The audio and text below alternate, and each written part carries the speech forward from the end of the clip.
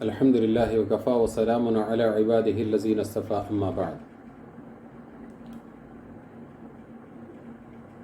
میرے محترم بزرگوں اور بھائیوں اور دوستوں، اللہ تبارک و تعالیٰ کا بہت بڑا کرم ہوا کہ اس نے ہمیں اور آپ کو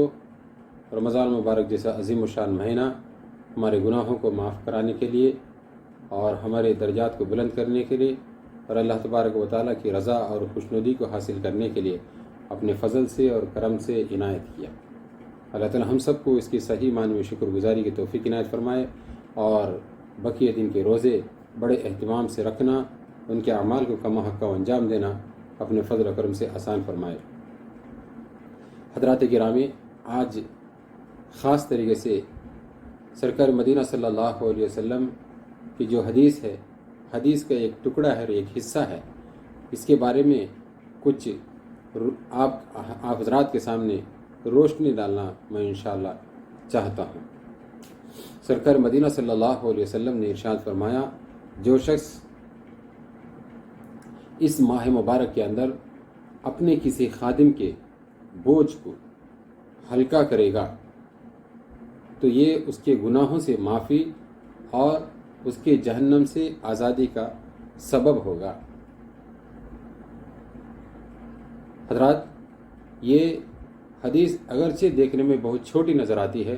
لیکن اس کی گہرائی اور اس کی حقیقت پر نظر ڈالیں گے،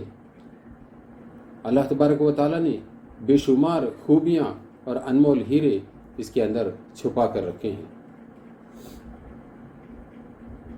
تو ہمارے ماتحتی میں جو کام کرنے والے ہیں، کوئی بھی ہو، اس کے اوپر اس مہینے کے اندر خاص طریقے سے رحم دلی کا مظاہرہ کیا جائے، اس کے ساتھ میں ہمدردی اور محبت اور پیار کا برتاؤ کیا جائے،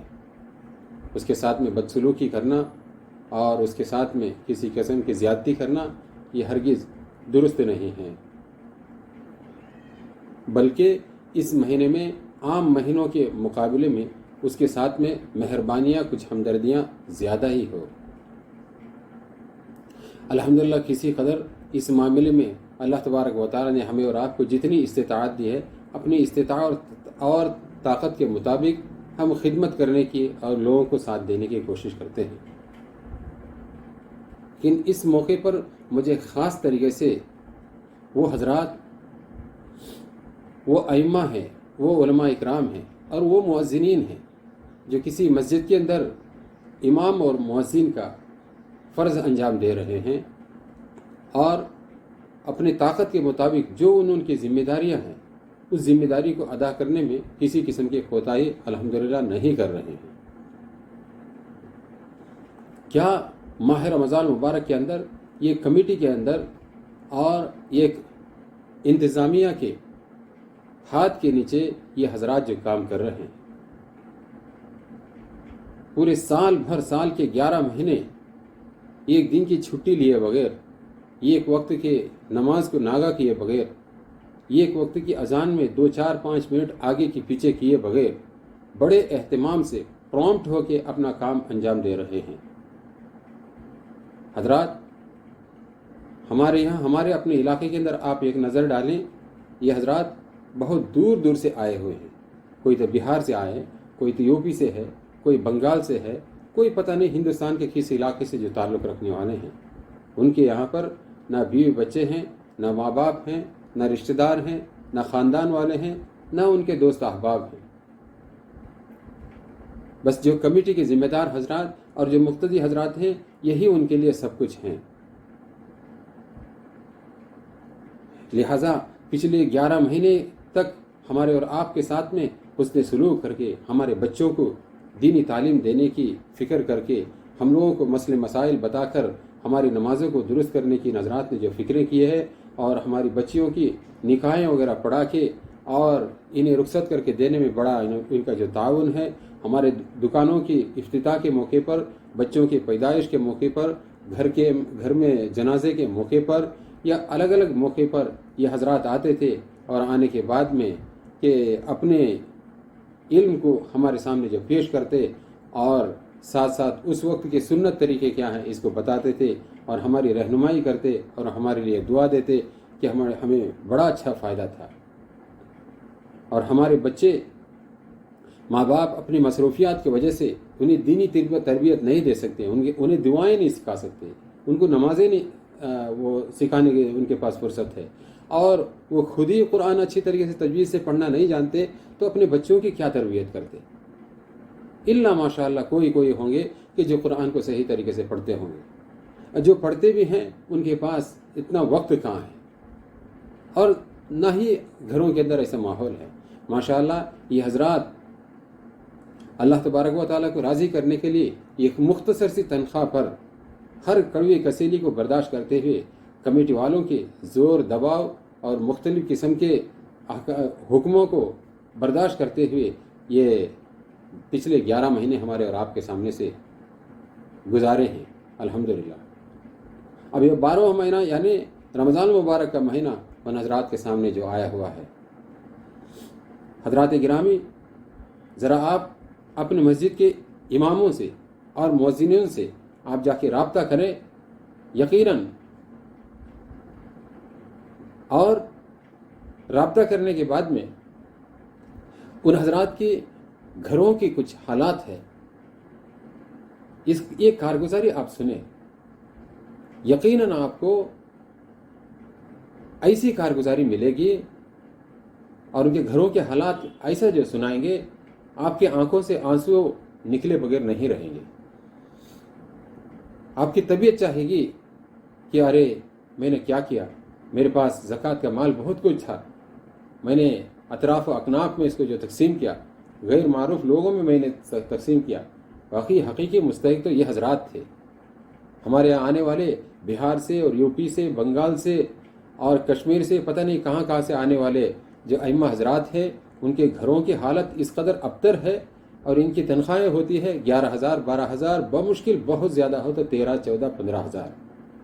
ان میں سے وہ خود اگر بیمار ہیں تو 2-4 ہزار مہینے کے اتنے اس میں خرچ میں جاتا ہے. اور ہمارے یہاں پر ہمارے اس علاقے میں جو احناف ہیں یہ امام مؤذنوں کو کھانا پہنچانے کا یہ ذمہ داری نہیں لیتے، تو لہٰذا ان کو ملنے والی جو مختصر سی تنخواہ ہے 12,000 13,000، اس میں اپنا کھانے کا خرچہ بھی دیکھنا ہے، اور ان کے مہینے کے جو اخراجات ہیں اس کو بھی برداشت کرنا ہے، اور اس درمیان میں گھروں سے الگ الگ مجبوریوں کے لیے فون آتے ہیں، کالز آتے ہیں، تو اس کو اٹینڈ کرنا ہے، اور اپنے بساط اور طاقت کے مطابق 2-4 ہزار ان کو بھی جو دینا ہے. تو ماہانہ کی آدھی سے زیادہ رقم اپنے گھر بھیجتے ہیں اور 2-4 ہزار اپنے خرچ کے لیے رکھتے ہیں. تو پورا مہینہ گزر جانے کے بعد میں 200-400-500 روپیہ بھی ان کے ہاتھ میں نہیں بچتا. اور بیچارے قرآن و حدیث کا درس کو پڑھے ہوئے اور مدارس دینیہ کے اندر 10 سال 15 سال پڑھ کر ہمارے پاس آتے ہیں. ان کی شرافت اس بات کا تقاضا نہیں کرتے ہیں کہ اپنی ضرورت کے لیے دوسروں کے سامنے ہاتھ کو جو پھیلائیں. تو لہٰذا ہم محلے والوں کی ذمہ داری بنتی ہے کہ ان کے حالات کو جانیں. حضرات گرامی، میں آپ سے امید کرتا ہوں میری یہ مختصر سی ویڈیو اور ان حضرات کی کارگزاری سننے کے بعد میں آپ حضرات اپنے اپنے محلے میں، اپنے اپنے علاقے میں جو ائمہ حضرات ہیں، مؤذنین ہیں، ان سے جا کر ضرور جو ہے آپ ملاقات کریں، ان کے گھر کے حال احوال کو جو پوچھیں، اور دیکھیں کہ اگر واقعی مستحق ہیں تو آپ کی زکوٰۃ کی ایک رقم ہے جو آپ نکالتے ہیں، ان میں سے ایک حصہ ان حضرات کو بھی دے دیں. اور زکوٰۃ ہی دینا کوئی ضروری نہیں، اگر آپ کی زکوٰۃ مقررہ جو رقم ہے، یہ رقم کو آپ اپنے رشتہ داروں میں، دوست احباب میں، پڑوسوں میں اور ضرورت مندوں میں آپ خرچ کرتے ہیں. اس کے علاوہ وفی اموالہم حق معلوم للسائل والمحروم، مال کے اندر اور کا بھی حق بنتا ہے، جو سوال کرنے والوں کو، جو محروم ہیں، ضرورت مند ہیں، ان کا بھی جو حق بنتا ہے. آپ اپنے اصلی مال میں سے کچھ رقم نکال کر ان کو بھی جو دے دیں، تاکہ رمضان مبارک کے مہینے کے اندر ان کی اتنی خدمت ہونی چاہیے، سال بھر وہ ہمارے ساتھ میں اور آپ کے ساتھ میں رہتے ہوئے سکون کے ساتھ خدمت کر سکیں. اور آخرکار ان کی بھی اپنی ضروریات ہیں، وہ بھی کوئی فرشتے نہیں ہیں آسمان سے اترے ہوئے کہ ان کے کچھ اپنے بیوی بچے نہیں ہیں، ان کے کچھ خوشی غمیاں نہیں ہیں، ان کی کچھ ضروریات نہیں ہیں. ان کی مختلف قسم کی ضروریات ہیں۔ تو سرکار مدینہ صلی اللہ علیہ وسلم کی اس ارشاد کے مستحق ہم بھی اور آپ بھی بننے کی کوشش کریں۔ آپ نے ارشاد فرمایا ہمارے ماتحتی میں جو کام کرنے والے جو حضرات ہیں ان کے ساتھ میں اگر اس مہینے کے اندر حسن سلوک کا برتاؤ کریں گے، ان کے کام کو کم کریں گے، میں یہ نہیں کہتا کہ ان کے کام کو کم کرنے کو آپ کہہ دیں، بلکہ عام طریقے سے دیکھا یہ گیا پچھلے 11 مہینوں کے مقابلے میں کہ اس مہینے میں رمضان مبارک کے مہینے میں ایک تو بوجھ ان کو تراویح میں قرآن کو سنانے کا یہ رہتا ہے، اور اس کے علاوہ لوگ عام دنوں کے مقابلے میں زیادہ آتے ہیں۔ مسجد کی صاف صفائی ہے، وقت پر اذان دینا ہے، نماز پڑھانا ہے، قرآن کی تفسیر کرنی ہے، اور رات میں عشاء میں قرآن کو سنانا ہے، دیگر بہت ساری ضروریات ہیں۔ اس کو الحمدللہ بخوبی یہ حضرات انجام دیتے ہیں۔ تو لہٰذا آپ سے گزارش ہے کہ آپ کے اپنے مال میں سے مال کا ایک حصہ نکال کر ان حضرات کی خدمت کریں اور سرکار مدینہ صلی اللہ علیہ وسلم کو اس ارشاد کے مستحق بننے کی کوشش کریں۔ دعا کریں کہ اللہ تبارک و تعالی مجھے اور آپ کو ان ائمہ حضرات کی جو انبیاؤں کے جو وارث ہیں ان کی مسائل کو سمجھنے کی اور ان کی خدمت کرنے کی توفیق عنایت فرمائے۔ آمین یا رب العالمین۔ وآخر دعوانا ان الحمد للہ رب العالمین۔